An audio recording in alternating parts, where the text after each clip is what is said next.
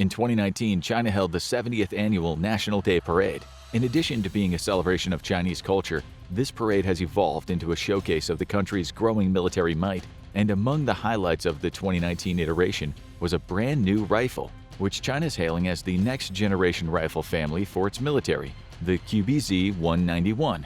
Reports suggested that the rifle would be a standout, not only in China but on the global stage. Improved accuracy, greater reliability, and enhanced system performance were all touted, giving the impression that the QBZ-191 would be a rifle that could not only match what the country's enemies have, but exceed any other rifle's capabilities. But is any of this really true? As is so common with Chinese weapons, official information is thin on the ground, and what China does release could be classed as propaganda as much as real insight into the QBZ-191's capabilities. All we have are snatched video clips and outsider commentary. Both of these suggest that the QBZ-191 is a disaster of a rifle that won't help China make any sort of inroads in terms of matching or exceeding the rifles already available to other countries.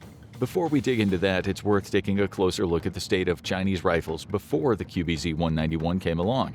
The QBZ-191 is designed to replace the QBZ-95 rifle that the People's Liberation Army, or PLA, has been using since around 1997. That rifle was important to China, not only for its quality but also because its introduction represented one of the first attempts the country made at standardizing rifles across its entire military. Prior to the QBZ-95, China essentially used whatever it could get its hands on, at least to a certain extent. This approach was most prevalent during World War II, as explained by Duo Yongxian in a 2022 article published by the China Project. Speaking of China before its liberation, he noted that soldiers in the country had no standardized weaponry. In the Northeast, they used Japanese rifles. In Shanghai, they used American guns. Down in Yunnan, they had French guns. In the Northwest, it was Russian equipment. It was a haphazard system of equipping a ragtag army, and one that couldn't persist as China marched toward militarization.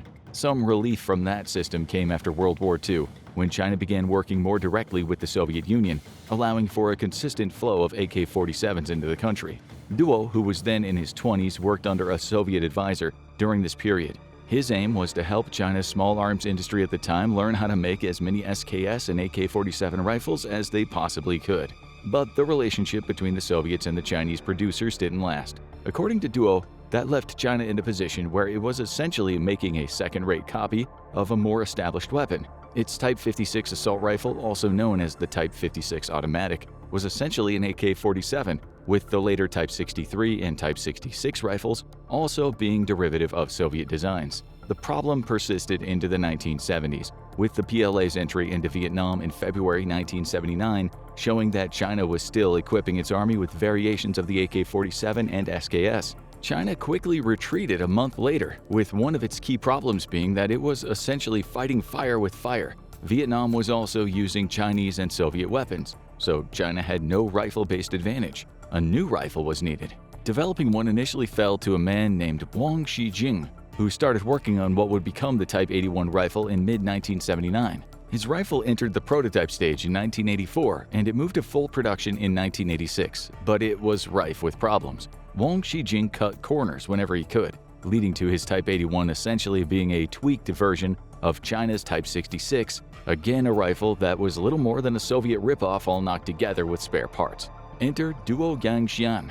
Given a degree of freedom he'd never had before, Duo was tasked with creating a new rifle that would be more than a copy of Soviet technology. It should be China's rifle, the gun the nation could be proud to call its own, from production to the military. That remit led Duo to inviting two titans of the rifle manufacturing industry, Eugene Stoner and Mikhail Kalashnikov, to China in the early 1990s. Inventors of the AR-15, which would be used by the US military as the M16 and the AK-47 respectively, both provided insight that Duo couldn't get anywhere else. However, it was Stoner's input that was taken most seriously. Duo believed the M16 fired straighter and was more versatile than the AK-47.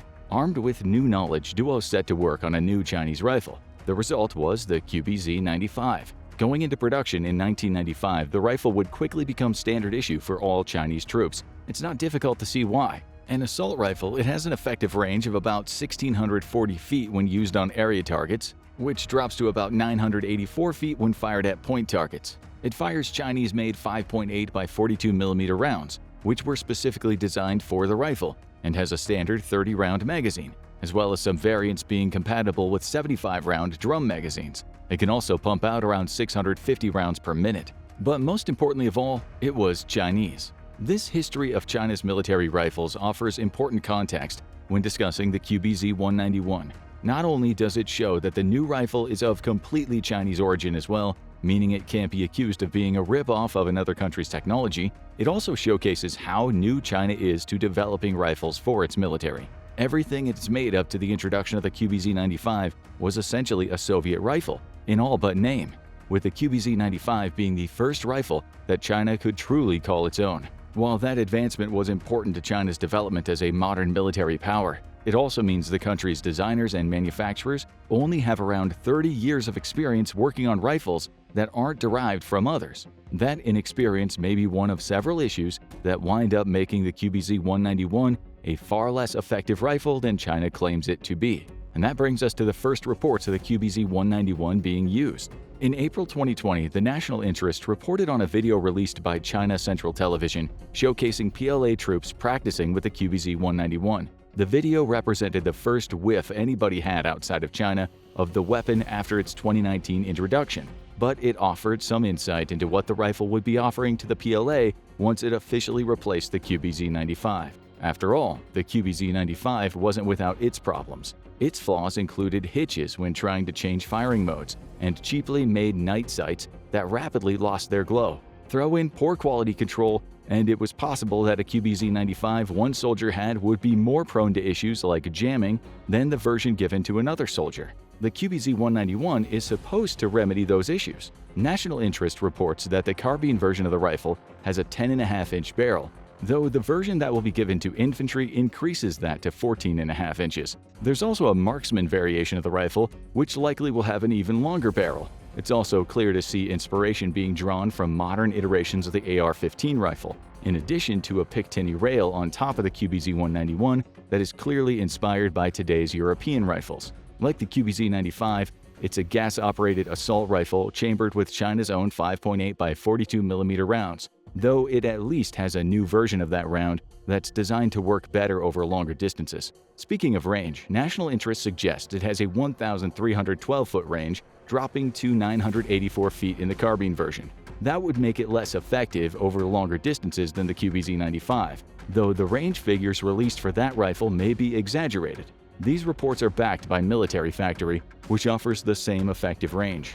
As for firing, both resources suggest the QBZ-191 can rattle off around 750 rounds per minute, 100 more than the QBZ-95, and that soldiers can switch between semi-auto and full-auto modes at will. However, there's no burst fire mode. What's notable here is that the QBZ-191 represents a move toward a more traditional rifle layout. With the QBZ-95, China followed a bullpup layout, meaning the rifle's magazine and action mechanism sat behind the trigger. The rifle's receiver served as its buttstock, essentially making the rifle a stockless gun.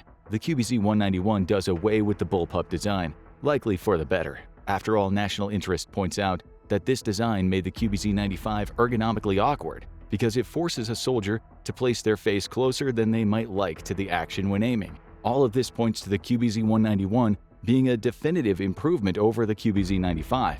But if that's the case, why might the rifle end up becoming a complete disaster?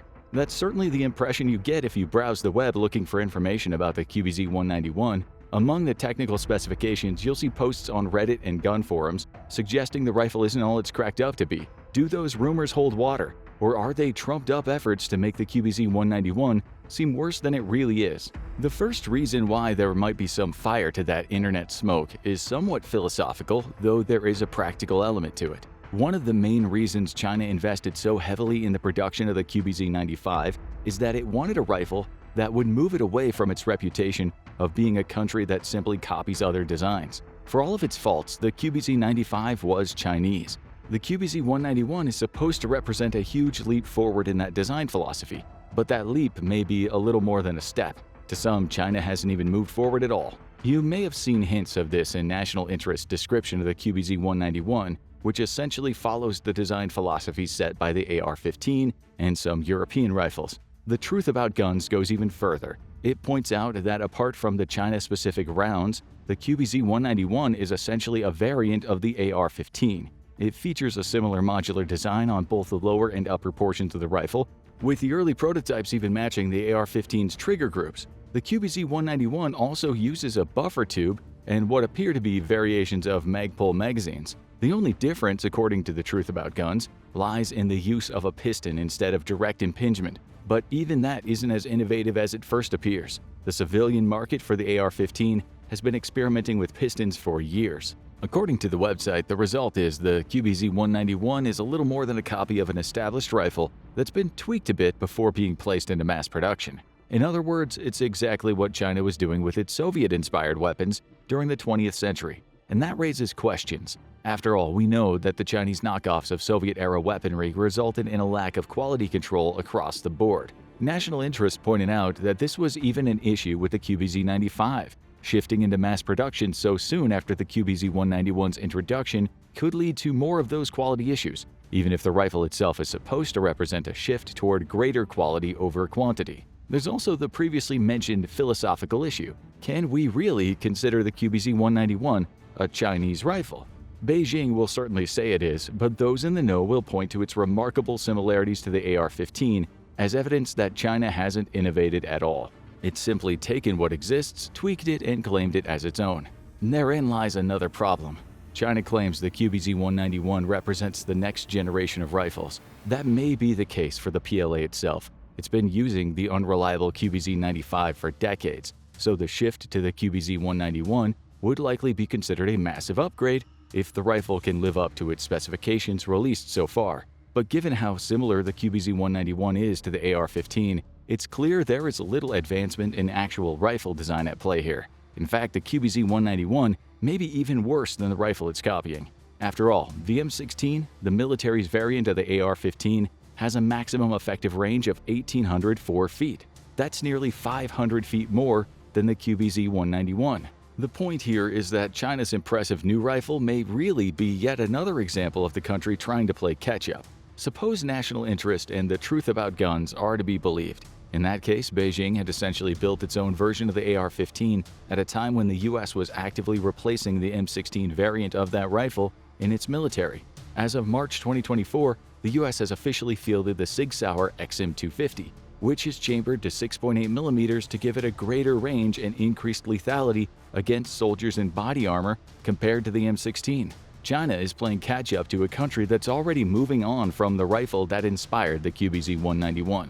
Of course, some of these criticisms may come off as unfair. China is far from the only country to build elements of the AR-15 or M16 into its rifles, and it likely won't be the last. The problem is that China's march toward modernization isn't progressing fast enough with a rifle that appears to be a close copy of the M16 when its main competitor is already moving on. Then there is the issue of the rounds. China has long proclaimed its 5.8 by 42mm rounds to be superior to the 5.56 by 45mm NATO rounds used in many Western rifles. Beijing says its bullets are better at penetrating armor, offering an increase of 0.39 inches at 980 feet compared to NATO rounds, and that its 5.8 by 42mm rounds retain more speed and fly at a flatter trajectory. All of that is debatable. After all, China introduced the rounds in 1987 and hasn't fought any major conflict using them since then. In other words, there's little actual data about the round's capabilities beyond what China itself claims. That lack of data isn't proof that the QBZ-191 doesn't have the stopping power of an equivalent rifle. However, there does seem to be a problem with these rounds, which could either come down to the rounds themselves or the rifle from which they're being fired. Keyholes. In August 2022, a video surfaced on the r/guns subreddit showing a SWAT team training to use the QBZ-191 in a shoot house clearing situation. The video offers insight into the quality of China's SWAT teams, with the room clearing appearing to lack any corner clearing. The team seems to meander from room to room, pointing their rifles at pre-designated targets rather than actively checking the room to ensure it's cleared properly. However, the biggest issue was seen in the targets that the SWAT team fired. At several points during the video, the SWAT team is seen firing at paper targets with the QBZ-191 rifle, all fairly standard stuff. The shots were taken at a range of about 20 feet, nowhere near the rifle's supposed maximum range, which would be pretty standard for room clearance. disregarding the accuracy of the shots as several bullets missed their targets. Close-ups of the paper target showed another potential problem. Every round seemed to keyhole the target. For those who aren't aware of what keyholing is, it typically occurs when a bullet is unstable as it exits a rifle's barrel, essentially leading it to tumbling through the air rather than firing straight at its target. At a distance of 20 feet, the impact of those tumbles is negligible. The round should hit its target so quickly that there are no issues. But over longer distances, a tumbling round creates major problems. Since the round is essentially rotating in the air, it loses the aerodynamic qualities that allow it to maintain velocity and accuracy over a distance. Think of it like trying to throw a dart in reverse. The dart's design isn't made for that type of throw, meaning you'll have to generate a lot more power to get it to a target than you would if you threw it properly. From the video, that appears to be what's happening to the 5.8 by 42mm rounds being fired out of the QBZ-191. The question now is simple: why is this happening? There could be several reasons. The more generous rifle enthusiasts among you might suggest that the Chinese SWAT team used training rounds rather than real 5.8 by 42mm rounds. That's a possibility. Simulated ammunition doesn't act the same way as the real thing, but it's difficult to tell from the video alone. Another possibility is that there are problems with the QBZ-191 itself. Gat Daily did a deep dive on the video, suggesting the keyholing rounds may indicate an unrifled barrel, or at least rifling that doesn't match the weight of the projectile being fired. Either issue would cause tumbling, which suggests the QBZ-191s in the video had been rushed through production or subject to such minimal quality control they're prone to throwing off bullet trajectories simply because they're not built well enough. An age-old problem for China resurfaces. If it truly was a rifle issue, China has a lot of work to do to standardize the production of the QBZ-191, ensuring it reaches an appropriately high standard in the process before it can start equipping soldiers with it. After all, quality control failures would have a massive impact on the battlefield. Rounds tumbling out of rifles massively reduce penetration, rendering one of the supposed advantages of the 5.8 by 42mm rounds moot, as well as reducing the rifle's effective range enormously. Still, there's a possibility that it really was the rounds. Some suggest the SWAT team was using rubber bullets, which would result in the tumbling. Plus, a range test of the QBU-191, the designated marksman variant of the QBZ-191, released in August 2022, seemed to show no evidence of tumbling. However, this does not eliminate the possibility of quality control issues, which could affect the rifle as it's deployed en masse. Speaking of the QBZ-191 being deployed, China has another issue to confront: the sheer size of its army. For all of its faults, the QBZ-95 is a fairly inexpensive gun to manufacture. The QBZ-95 version of the rifle cost 4,300 yuan, around $600 based on modern exchange rates to build, with that low price point being essential given the size of China's army. It has 2.035 million members, according to Global Firepower, as well as around 500,000 reservists. Equipping them all with QBZ-95s cost an estimated $1.52 billion before you consider ammunition. That's a substantial investment. There is no data on how much the QBZ-191 costs to build, but you have to assume it costs more than the QBZ-95. Re-equipping its entire military with the rifle likely cost Beijing upwards of $2 billion. It has the money. China announced a 7.2% increase in its military spending in 2024, reaching $236 billion. However, the country has also a history of not investing in its soldiers, preferring to dedicate its growing budget to developing missiles and other large armaments. Is it possible that Beijing may try to cut corners with its rollout of the QBZ-191? Perhaps. Alternatively, Beijing may be left in a situation where it's trying to rapidly roll out a new rifle to over 2.5 million people, creating an environment in which manufacturing standards drop and quality control, as has so often been the case for China, becomes an issue. China has history in that area. In 2015, E.T. Brooking published an article examining the state of the Chinese army in 2014. It noted that Beijing then had around 2.28 million soldiers on active duty. It's since slashed that number by about 300,000 and a defense budget of $132 billion. The problem was that Beijing spent just $1,523 to outfit each of its soldiers at that time, which is around a 13th of the amount the US spends to outfit one of its soldiers. Most of that money went toward the soldier's QBZ-95 rifle and helmet, which combined to cost $945. But even then, we see examples of cost cutting. Those helmets, for example, are little different from those issued during World War II, as they're made using steel rather than Kevlar found in most modern military helmets. E.T. Brooking also reported China only issued 2 radio sets per company during that period, and that soldiers don't even receive compasses as standard issue. Compare that to the $20,500 being spent to equip a U.S. soldier at the time, which included spending on advanced protective gear as well as weaponry, and there's a clear disparity. Why does this matter? It shows Beijing's preference for quantity over quality. It also shows China is willing to cut corners when it comes to equipping its infantry. Most of its military budget will, in fact, be dedicated to developing bigger, better weapons, ahead of making sure its people on the ground have what they need. Granted, this was 10 years ago, but if China hasn't modernized its approach to equipping its soldiers, we might find that the rollout of the QBZ-191 is affected by this penny pinching. The rifle itself may or may not be up to a high standard. That's still to be determined. But if China's troops are still as poorly equipped as they were in the past, it might not even matter. A new rifle would do little when so many other problems exist. Of course, the main problem we face in assessing the QBZ-191 is that the rifle isn't available in the US. Since 1993, the rifle's developer, Norinco, has been banned from exporting firearms and ammunition into the US, making it challenging for anybody outside of China to get their hands on the QBZ-191. It's also worth noting, as National Interest points out, Norinco has spent the last couple of decades making what amounts to clones of more famous American guns. The Norinco M305 is a little more than a cloned M14, whereas the Norinco 97 copies the Winchester 1897 design. And that brings us back to the QBZ-191. There are already suggestions that it's a little more than a copy of an M16. Given the manufacturer's history, those claims may carry some weight. And if they do, the QBZ-191 goes right back to experiencing the problem that we saw back in China's period of cooperating with and then copying the Soviet Union. It will be operating with a rifle that's an outdated copy of a far superior gun. But what do you think? Is the QBZ-191 doomed to failure, or does it at least represent a modernization effort by Beijing that's a vast improvement over the QBZ-95? Tell us what you think in the comments below, then check out Insane Weapons Banned from Modern Warfare, or watch this video instead.